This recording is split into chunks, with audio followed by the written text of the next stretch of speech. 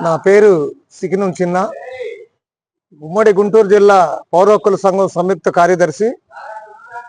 నేను ఈరోజు ఈ హాస్పిటల్లో ఒక మహిళకి బ్లడ్ ఎక్కించే దశలో వాళ్ళ బంధువులు వచ్చి, అయా ఇట్లా ఇబ్బందిగా ఉంది, అమ్మాయికి కాస్త శుద్ధిగా రమ్మంటే ఈ హాస్పిటల్కి వచ్చాను. ఈ హాస్పిటల్కి వచ్చి ఆ మహిళా వార్డుకి వెళ్ళి చూస్తే ఉన్న పరిస్థితుల్లో అక్కడ మహిళలు బాత్రూమ్కి వెళ్తే వాటర్ లేవని అక్కడ ఉన్నటువంటి నర్సు మీద ఘర్షణకు దారితీశారు. నేను అప్పుడు ఆ నర్సును అడిగాను, అమ్మా వాటర్ లేకపోతే బాత్రూమ్కి టాయిలెట్కి ఎలా వెళ్తారమ్మా అంటే, మేము సూపరింటెండెంట్ గారి దృష్టికి తీసుకెళ్ళామండి అని ఆ డ్యూటీలో ఉన్న స్టాఫ్ నర్స్ చెప్పడం జరిగింది. మరి 12 ఫ్యాన్లు తిరగటం లేదు కదమ్మా, మీలాగే వాళ్ళు కూడా మనుషులు కదా అని అడిగాను నేను. సూపరింటెండెంట్ గారు ఎట్లా మనిషో ఈ పేషెంట్లు కూడా అలానే మనుషులమ్మా, మనుషుల్లాగా చూడండి, మీ సూపరింటెండెంట్ కూడా చెప్పండి అని మాట్లాడితే, మేము సూపరింటెండెంట్ గారి దృష్టికి 3 దఫాలు తీసుకెళ్ళామండి ఫ్యాన్లు తిరగట్లేదని. కానీ మేము ఎంత మాత్రం చెప్పగలం, మేము వాళ్ళ దృష్టికి తీసుకెళ్ళగలిగే వాళ్ళమే కానీ మేము డిమాండ్ చేసి చెప్పేవాళ్ళం కాదు కదని అక్కడ ఉన్నటువంటి సిబ్బంది చెప్పడం జరిగింది.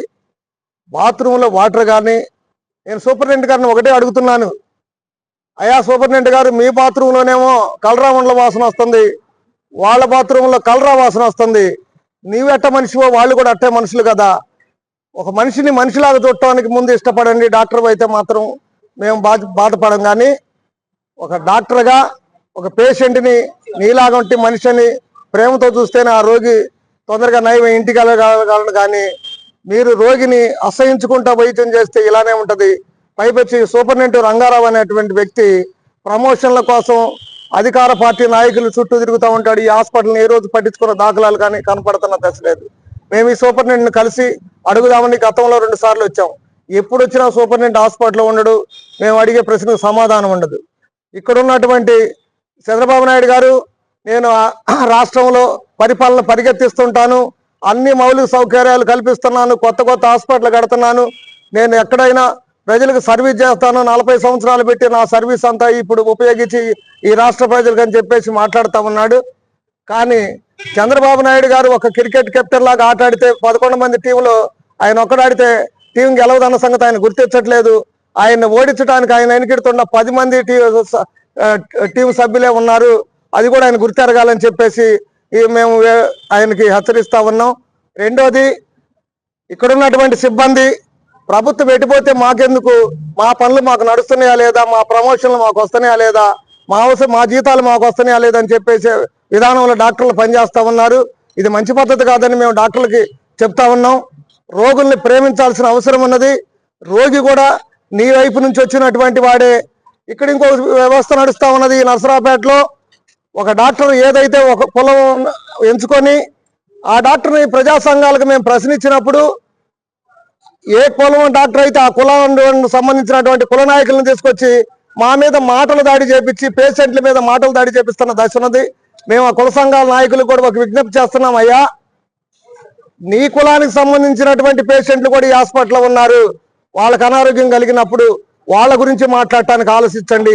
మీకు డాక్టర్తో సన్నిహిత్యం ఉందని చెప్పి ఆ సాన్నిహిత్యాన్ని ఉపయోగించి డాక్టర్ వైపు మాట్లాడకాకుండా మిమ్మల్ని వేడుకుంటా ఉన్నాం. సంపూర్ణమైన వైద్యం జిల్లా హెడ్ క్వార్టర్లో ప్రధాన వైద్యశాలని చెప్పినప్పుడు ఆ వైద్యశాలలో సంపూర్ణమైన వైద్యం లేకపోతే చుట్టుపక్కల ఉన్నటువంటి మండలాల నుంచి వచ్చేటువంటి రోగులు పరిస్థితి ఏందనేది ఒకసారి అధికారులు ఆలోచించాలా, పాలకులు ఆలోచించాలా. ఇక్కడ ఉన్నటువంటి స్థానిక ఎమ్మెల్యే ఆయన కూడా ఒక డాక్టర్ వృత్తిని ఎంచుకొని వచ్చినటువంటి వాడు, ఆయన డాక్టర్గా ఒకసారి ఈ మనసు పెట్టి హాస్పిటల్ వైపు ఆలోచించి చూడాలని చెప్పేసి ఆయన కూడా అడుగుతా ఉన్నాం. మేము ఎమ్మెల్యే గారిని ఒకటే అడుగుతున్నాం, నువ్వు నీ సంబరాల్లో మునిగిపోతే ఇక్కడ జనం అనారోగ్యంతో అల్లాడుతూ ఉన్నారు. ఇది దృష్టిలో పెట్టుకొని వారానికి ఒకసారి అయినా సరే నువ్వు ఈ హాస్పిటల్ సందర్శించకపోతే రోగులు వాళ్ళ బాధలతో వాళ్ళు అల్లాడిపోతూ ఉంటారు. రానున్న రోజుల్లో నీకు ఈ రోగులతో కూడా అవసరం ఉంటుంది. ఈ రోగులు ఓటేసే రోజు అంటూ ఉండకపోవచ్చు, నువ్వు పట్టించుకోకపోతే. ప్రభుత్వం దీన్ని దృష్టిలో పెట్టుకొని చంద్రబాబు నాయుడు గారు కానీ, లేకపోతే ఇక్కడ ఉన్నటువంటి ఎమ్మెల్యే గారు కానీ, ఇక్కడ ఉన్నటువంటి కలెక్టర్ గారు కానీ ఈ హాస్పిటల్పై దృష్టి పెట్టి ఈ సూపరింటెండెంట్ గారిని కాస్త దారిలో పెట్టేసి ఇక్కడ పేద ప్రజలకి వైద్యం అందేలాగా చూడాలని చెప్పేసి ప్రభుత్వాన్ని డిమాండ్ చేస్తా ఉన్నాం.